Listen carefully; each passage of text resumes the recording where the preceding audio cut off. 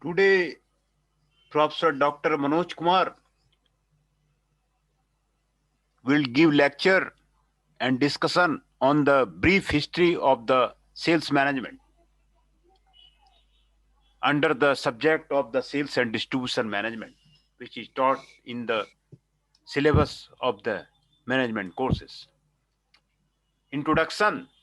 Financial incentives are intertwined in the sales process. This has been a major cause of distrust between the buyers and the sellers. There have been sales personnel for long as there have been things to sell. This document will explore history related to the selling, the effect of technology on the role of the selling, and the influence of the W. Edward Deming on the current sales environment. History of the selling. Prior to the Industrial Revolution, when small scale businesses dominated the economic environment, the task of the selling was relatively simple. The majority of the small firms had a central concern to meet the growing demand of the consumers. Many of the orders were already on hand, still 1976. It was very common for one person to perform all tasks of the business. The proprietor was focused on producing and meeting orders. Selling, marketing, and accounting were regarded as secondary. The Industrial Revolution brought about major organizational change to the business. Industry were now producing mass quantity of the millions of the different products still 1976 because local community could not absorb all the products. An increase in sales coverage was needed to revive the surplus created by the large factory. The emergence of the sales division within corporation solved many logistical problems and increased the spectrum and quantity of the potential customer. However, sales representative generally had very little feedback within the company and were viewed as the contracted help. They were paid strictly on a commission basis, so they had very little loyalty to either the firm for which they worked or the customer to whom they sold the products. As long as the proper allotment of the products were being shipped and the sales representative were meeting predetermined quotas, firm generally took very little notice of what consumers wanted. These practices remained unchanged until the late 1970s. It has since become imperative in the modern sales environment to gain the trust of the prospects and the customers by delivering on the expectation set by the sales representative. Oaks 1990 observed that trust rests on the expectation that technically competent service will be rendered. Advances in technology, the changing roles of the sales. The economic expansion of the 1990s led to the flurry of the development in all sectors of the economy. Advances in the technology, especially in the information sector, have increased competition between the firms and heightened the awareness of the average prospect and consumer. Increased access to the information has forced sales representatives to admit the shortcoming of their products. Today, sales representative must compete for the prospects and consumers through the providing service as well as quality products. In addition, another important job of the sales manager relates to the organizing the sales effort both within and outside the organization.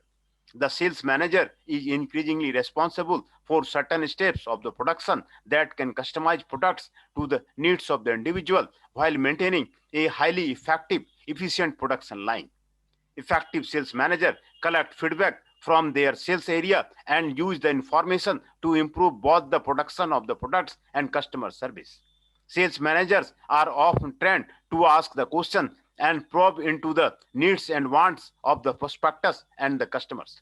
Clients have responded by demanding better service and authority in the production process. As a result, it is becoming more common for the sales manager to turn prospectus into customers by altering the operation of the firm to fit their needs. The selling strategy reflects the basic selling terms, features and benefits. Feature and benefits define the capability of the product or service and allow prospectors and the customers to decide if their benefits meet their needs. Advertising a product feature and benefit is a low pressure, high information method of selling that is commonly taught in the sales training rooms.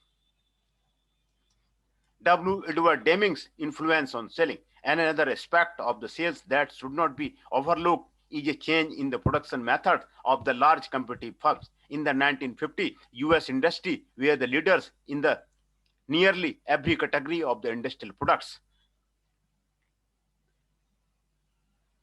due in part of the fact that the Europe, Russia, Japan, and even the Middle Eastern nations were still in the process of the reconstruction after the World War II. Initiative set forth by the Truman administration and many American industrialists have these post-war nations billions of the dollars and latest industrial technique. One of the men who gained greater notoriety during the post-war reconstruction process was W. Edward Deming, an American statistician and quality control expert. He performed much of his work in Japan, leading a quality movement and teaching a new industrial technique called the total quality management. His expertise enabled the Japanese to rebuild destroyed industries and create new industry that now compete worldwide. Everything Deming taught about the quality relied on the precise measurement. A famous maxim of his was, "You cannot improve you don't measure." This resulted in a great deal of the progress for the Japan, and new technology emerged from this pursuit of the quality, one of which was just-in-time inventory. Just-in-time inventory involves ordering the precise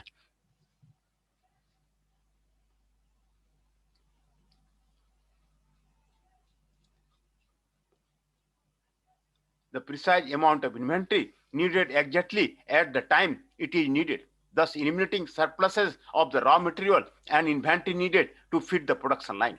The advantage of having very little inventory is that it allows firms to have less cash tied up in the inventory and the storage and to spend money on the improvement that increase efficiency on the production line.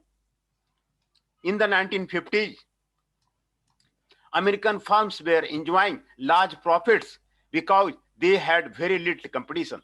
They were uninterested in Deming theory at the time, so Deming took his theories to the Japan. It was not until the 1980s, when the Japanese were surpassing American firms in the several industries, that the Deming was asked to share his knowledge with the American industry. Deming's just-in-time system of the production requires responsiveness throughout all aspects of the firm. This is especially true of the sales department, which must be sensitive to the changing needs and demands of the prospectors and customers. As some company adopted just-in-time inventory, sales representative took on a more consultative roles versus the order-taking role. Sales representatives are the first and sometimes the only contact that customer will ever have with a firm. That places increased pressure on sales representative to influence the production decision and satisfy the customer needs. Conclusions are, firms spend millions of the dollars on marketing to dispel the rumors or perception of the faulty and defective products. Guarantees and proactive return services policies have become a business necessity in the modern environment. Increasingly, as consumers gain more access to the information about the products they use, firms have been forced to come clean, in a sense, about their sales practice. Effective communication between the producer and the consumer is essential to success in the modern business environment. This communication is provided through the successful salesperson. Successful relationships that are mutually beneficial may lead to the repeat business that is crucial to the success of any business. Garofaldo, the list of the reason why the repeated business is essential includes decreasing marketing and the promotional expenses, retaining a solid reputation, and acquiring new business through word of the mouth.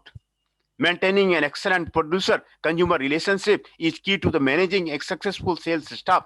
Distrust between the consumer and sales staff is detrimental to the business. Many of the problems in the sales profession are not likely to be solved in the near future. However, individuals, business can successfully implement techniques that are mutually beneficial to the buyers and the sellers. References are given here. Hence, we discuss about the brief history of the sales management. Introduction of given there, history of the selling is given there, advances in technology and the changing role of the sales is given there, W. Edward Deming's influence on selling is given here, and the conclusions are given here.